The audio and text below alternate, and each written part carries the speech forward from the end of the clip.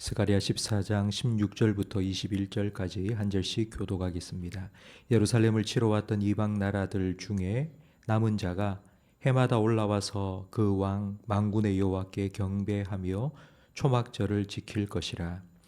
땅에 있는 족속들 중에 그 왕 만군의 여호와께 경배하러 예루살렘에 올라오지 아니하는 자들에게는 비를 내리지 아니하실 것인즉, 만일 애굽 족속이 올라오지 아니할 때에는 비 내림이 있지 아니하리니 여호와께서 초막절을 지키러 올라오지 아니하는 이방 나라들의 사람을 치시는 재앙을 그들에게 내리실 것이라. 애굽 사람이나 이방 나라 사람이나 초막절을 지키러 올라오지 아니하는 자가 받을 벌이 그러하니라.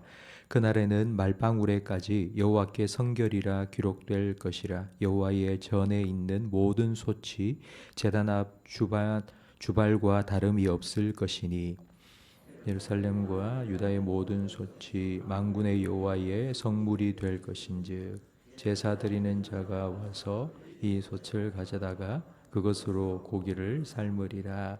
그날에는 만군의 여호와의 전에 가나안 사람이 다시 있지 아니하리라. 아멘. 성경의 역사는 돌고 도는 것이 아니라 시작이 있고 끝이 있습니다. 그 끝은 하나님께서 세상을 창조하신 후 보시기에 심히 좋았더라 라고 감탄하셨던 그 시작으로 다시 회복되는 것입니다. 세상 역사의 끝은 하나님이 시작하신 그때로의 회복입니다. 그때로 회복되기 위해서는 하나님의 백성은 구원하셔야 되고 하나님의 대적은 심판하셔야 됩니다. 왜냐하면 하나님의 백성으로 하여금 하나님을 떠나게 만든 그 원인을 완전히 제거하셔야지만 그때로, 심히 좋았더라 하던 그때로 다시 회복되기 때문입니다. 하나님께서는 14장 앞부분에서 이방 나라들이 모여 예루살렘, 새 예루살렘을 치게 하실 것인데, 그때에 하나님께서 직접 싸우셔서 이스라엘의 대적들을 완전히 심판하실 것이라고, 완전한 승리와 함께 온전한 회복을 이룰 것이라고 약속하셨습니다. 예루살렘이 예루살렘이라는 이름의 뜻대로, 예루살렘이라는 이름의 뜻은 샬롬의 도시입니다. 평화가 임한 도시로 회복시켜 주실 것입니다. 창세기에 나오는 에덴 동산과 같이 예루살렘을 회복시켜 주실 것이고, 요한계시록에 나오는 다시는 눈물과 애통과 고통과 죽음이 없는 새 예루살렘으로 하나님께서는 회복시켜 주실 것입니다. 이렇게 끝나도 성경의 역사가 이 해피엔딩으로 끝나는구나 하고 알 수 있을 텐데, 오늘 본문 16절 이하의 말씀이 덧붙여져 있습니다. 16절에 보니 예루살렘을 치러 왔던 이방 나라들 중에 남은 자가 살아남았든지 아니면 포로로 잡혔든지 아니면 항복을 했든지 살아남은 자가 해마다 올라와서 그 왕 만군의 여호와께 경배하며 초막절을 지킬 것이라.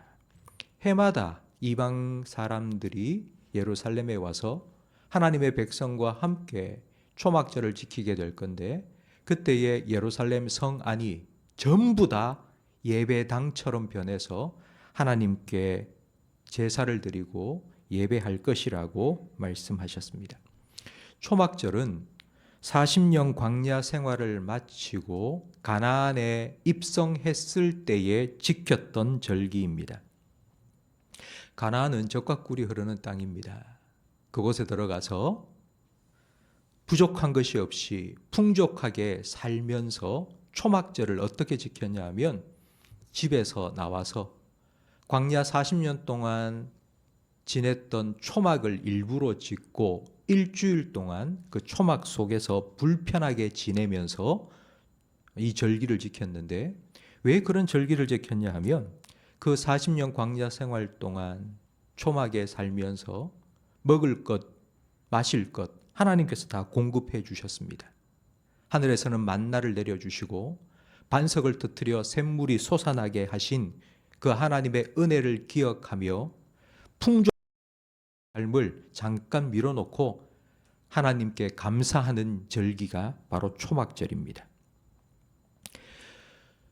새 예루살렘이 회복되고 난 후 이스라엘 백성, 하나님 백성, 구원받은 백성과 이방 나라 남은 자들이 다 함께 초막절을 지킨다는 이 오늘 본문 스가랴 마지막 말씀은 우리에게 두 가지 사실을 분명합니다.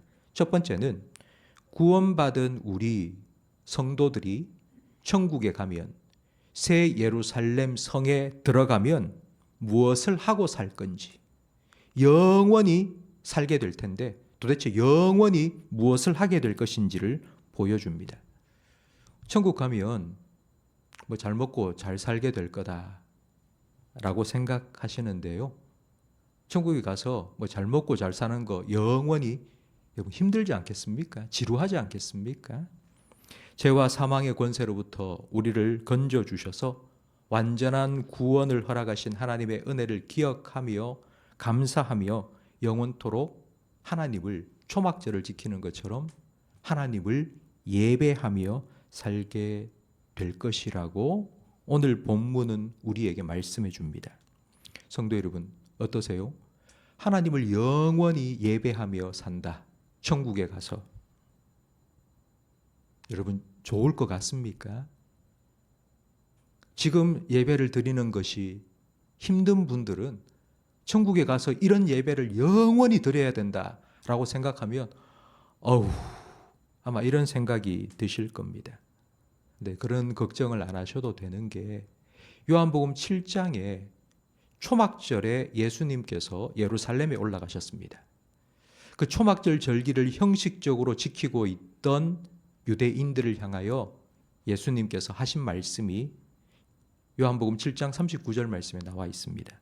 여러분이 너무나도 잘 아는 말씀입니다.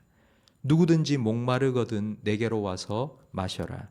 나를 믿는 자는 그 배에서부터 생수의 강이 흘러나오리라 말씀해 주셨습니다. 예수님을 믿는 사람의 배, 이 배라는 말은 영혼 가장 깊숙한 곳을 의미합니다. 예수님을 믿는 사람에게는 그 영혼 깊은 곳에서부터 구원의 기쁨과 감격이 흘러 넘치게 될 것이고 끊임없이 되어서 우리가 천국에 가면 바로 그 기쁨과 감격과 즐거움을 누리며 하나님을 예배하게 될 것입니다. 그래서 지금 이 땅에서 드리는 예배, 지루하고 따분하고 그런 예배가 아니라 정말 잔치와 같은 초막절 지키는 것처럼 기쁨 예배하게 될 것입니다. 성도 여러분, 저는 여러분이 예배를 드리면서 이 땅에서 예배를 드리면서 그 천국의 예배를 소망하기를 간절히 바랍니다. 때로는 우리가 주일날 교회에서 이 땅에서 예배를 드릴 때 그 예배가 참 지루하기도 합니다. 때로는 피곤하기도 하고요. 그런데 이런 내가 천국에 가서 하나님을 예배하라는 그런 기대와 소망을 여러분이 품게 되기를 간절히 바랍니다.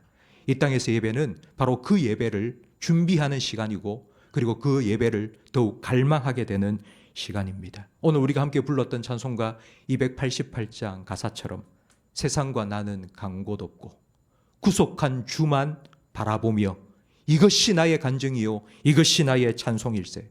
나 사는 동안 끊임없이 주만 찬양할 것이라. 이와 같은 예배의 회복이 우리에게 이 마지막 때에 일어나게 될 것입니다. 첫 번째는 바로 이렇게 우리가 새 예루살렘 천국에 들어가서 하나님을 영원히 예배하며 살게 될 것이라는 것을 보여주고, 두 번째는 우리만이 아니라 이방 민족도 함께 초막절을 지킬 것이라고 말씀하셨는데, 이건 단순히 구약의 이스라엘 백성의 초막절 절기가 뜻이 아닙니다. 하나님께서는 창세기 12장에 아브라함을 부르시고 아브라함에게 이렇게 약속해 주셨습니다. 내가 너에게 복을 줄 것이다. 너는 복이 될 것이다. 그리고 너로 말미암아 세상 모든 민족이 복을 얻을 것이다. 아브라함에게 약속해 주신 그 언약이 성취된 것입니다. 아브라함 너로 말미암아 세상의 모든 민족들이 다 복을 얻게 될 것인데, 그 복이 무엇이냐면 하나님을 알고 그 하나님을 예배하는 복을 받게 되는 것입니다.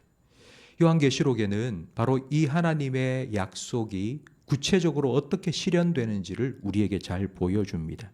요한계시록 7장 말씀에 보면 각 나라와 족속과 백성과 방언 가운데서 능히 헤아릴 수 없는 큰 무리가 흰 옷을 입고 종려나무 가지를 들고 어린 양 앞에 서서 외쳐 이르되 구원 보좌에 앉으신 우리 하나님과 어린 양에게 있도다 라며 찬양하게 될 것이라고 말씀합니다. 이번에 우리 청년들이 일본과 몽골에 단기 선교를 다녀왔습니다. 다녀온 우리 청년들이 이구동성으로 하는 말이 있습니다. 국적이 다르고 언어가 다른 사람들과 함께 하나님을 찬양하고 하나님을 예배하던 그 시간을 잊을 수가 없다고. 성도 여러분, 하나님께서는 스가랴의 이 마지막에 이스라엘 백성과 이방 민족이 다 함께 초막절을 지키며 하나님을 예배하게 될 것이라는 이 말씀, 그리고 이 말씀의 성취인 요한계시록에 나오는 모든 나라와 민족과 백성과 방언 가운데 하나님을 찬양하고 예수님을 찬양할 것이라는 바로 이 예언의 말씀이 성취되도록 우리를 부르셨습니다. 우리를 먼저 구원해 주시고 하나님 백성 삼으시고 왕같은 제사장 되게 해 주셨습니다. 그런 우리를 향해서 예수님께서는 한 가지 명령을 주셨습니다. 그 명령이 마태복음 28장 19절에 나옵니다. 너희는 가서 모든 민족을 제자로 삼아 아버지와 아들과 성령의 이름으로 세례를 베풀고 내가 너희에게 분부한 모든 것을 가르쳐 지키게 하라. 볼지어다 내가 세상 끝날까지 너희와 항상 함께 있으리라. 성도 여러분, 저는 여러분께서 이런 소망을 한번 품어보시면 좋겠습니다. 스가랴 8장 23절 말씀에 하나님께서는 이미 이런 말씀을 스가랴를 통해 주셨습니다. 이방 사람 10명이 하나님을 믿는 사람 한 사람의 옷자락을 붙잡고 하나님께서 너와 함께 하시는 것이 분명하다. 나도 하나님께로 가고 싶다. 그렇게 말하면서 우리 성도들의 옷자락을 10사람이 붙잡고 하나님께로 함께 나아가게 될 것이라고 하나님께서 말씀하셨습니다. 저는 바로 그 한 사람이 제가 되고 여러분이 되기를 간절히 바랍니다. 우리 교회 성도들 한 분 한 분이 바로 그와 같은 사람이 되기를 간절히 바랍니다. 이런 선교에 대한 열정이 회복되기 위해서는 가장 먼저 예배가 회복되어야 됩니다. 내가 하나님을 예배하는 기쁨과 즐거움이 있어야지 하나님 모르는 사람에게도 가자고, 함께 가자고. 여러분이 아마 어떤 식당에 가서 음식을 먹어보면 너무 맛있어서 좋아서 그러면 여러분 옆에 있는 사람한테 같이 가자고, 꼭 대접하고 싶다고, 같이 가서 한번 먹어보자고 아마 소개할 겁니다. 우리가 하나님을 믿고 하나님을 섬기고 하나님께 예배하는 것이 이고 나의 주변에 있는 사람에게도 같이 가자고, 함께 가보자고. 우리가 그렇게 그들을 하나님께로 이끌어갈 수 있을 것입니다. 성도 여러분, 선교라는 것이 단순하게 예수님께서 우리에게 명령하신 것이니까 그것에 순종하기 위해서 하는 것이 아니라 우리 마음속 깊은 곳에서부터 그런 기쁨과 즐거움이 솟아나와서 그렇게 그 기쁨을 함께 나눌 수 있는 그런 선교가 되기를 간절히 바랍니다. 우리 교회가, 우리 성도들이 바로 그와 같이 하나님이 약속하신 한 사람 옷자락을 10사람이 붙잡고 하나님께로, 네가 믿는 그 하나님께로 나도 가고 싶다고 그렇게 고백하는, 그 고백을 들을 수 있는 하나님의 백성의 삶을 이 땅에서 살아갈 수 있도록 함께 기도해 주시기를 부탁드립니다. 기도하겠습니다. 하나님 아버지, 우리의 삶에 하나님께서 무엇을 계획하고 계시는지를 성경 말씀을 통하여 다시 한번 말씀해 주시고 깨닫게 해 주시니 감사합니다. 이 하나님을 예배하며 경배하며 살아가는 우리 모든 성도들의 심령 속에 구원의 즐거움과 기쁨을 회복시켜 주시옵소서. 아직 하나님을 모르는 우리 주변에 많은 사람들이 있사오니 우리의 모습을 통해서 하나님이 어떤 분인지를 알아가게 하시고 예수님이 어떤 분인지 우리를 통해 그들도 보게 해 주시옵소서. 우리의 옷자락을 붙잡고 네가 믿는 그 하나님, 네가 믿는 그 예수님 나도 알고 싶고 믿고 싶다고 우리를 따르는 많은 사람들이 생겨날 수 있도록 우리의 삶을 사용해 주시옵소서. 우리가 파송한 선교사님, 우리가 협력하는 선교사님들 위한 기도의 무릎을 잘 지켜나가는 우리 교회, 우리 성도들이 되게 해 주시옵소서. 선교사님들의 사역을 통하여서 그 땅 가운데 하나님을 모르는 자들이 하나님을 예배하는 자들로 변화되게 하시고 예수님을 모르는 자들이 예수님을 따르는 제자들로 변화되게 해 주시옵소서. 우리 교회에 맡겨주신 이 사명을 우리가 더욱 잘 감당할 수 있도록 우리가 함께 모여서 하나님을 예배할 때마다 하늘문을 여시고 하나님과 우리가 하늘과 땅이 만나는 놀라운 예배의 감격이 회복이 우리 가운데 날마다 임하게 해 주시옵소서. 예수님 이름으로 기도합니다. 아멘.